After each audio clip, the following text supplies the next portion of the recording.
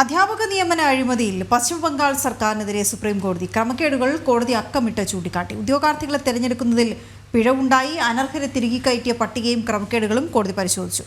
കൊൽക്കത്ത ഹൈക്കോടതി വിധിക്കെതിരായ ഹർജിയിൽ വാദം കേൾക്കുകയായിരുന്നു സുപ്രീം കോടതി. ഗൗതം അനന്തനാരായണൻ വിവരങ്ങളുമായി ചേരുന്നു. ഗൗതമിന്റെ കൂടുതൽ വിവരങ്ങൾ എന്താണ്?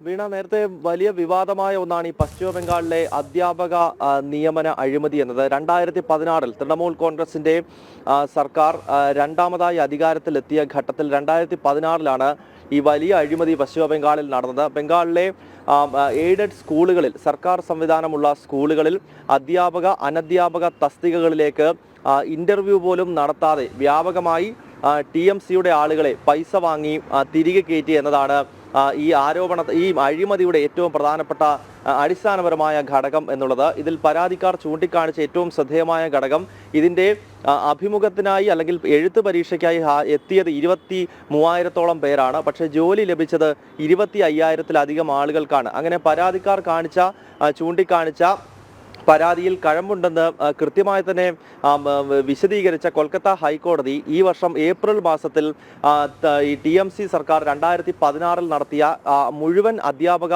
നിയമനവും റദ്ദാക്കുകയും അധ്യാപക അനധ്യാപക നിയമനങ്ങൾ ഈ സ്കൂളുകളുമായി ബന്ധപ്പെട്ട് നടപ്പാക്കിയത് റദ്ദാക്കിയതിന് ശേഷം മുഴുവൻ ശമ്പളവും, അതായത് ഈ ജോലി ലഭിച്ചതിന് ശേഷം പിന്നീട് ലഭിച്ച മുഴുവൻ ശമ്പളവും തിരികെ നൽകണം, അതും 12% പലിശ സഹിതം തിരികെ നൽകണം എന്നൊരു വിധി പ്രസ്താവമാണ് ഈ വർഷം ഏപ്രിൽ മാസത്തിൽ കൊൽക്കത്ത ഹൈക്കോടതിയുടെ ഭാഗത്ത് നിന്ന് ഉണ്ടായത്. അതിനെ ചോദ്യം ചെയ്ത് ഈ ജോലി ലഭിച്ച ആളുകൾ സുപ്രീം കോടതിയെ സമീപിച്ചു.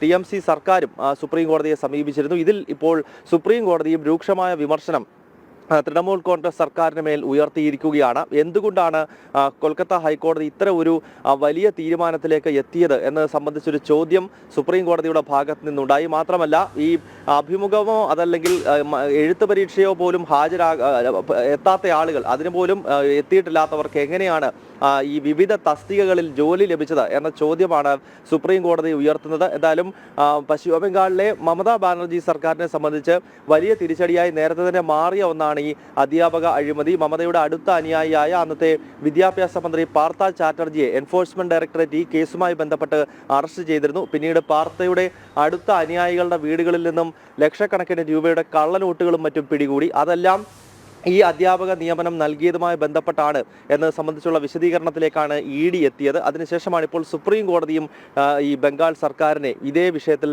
രൂക്ഷമായി വിമർശിച്ചിരിക്കുന്നത്. വീണ.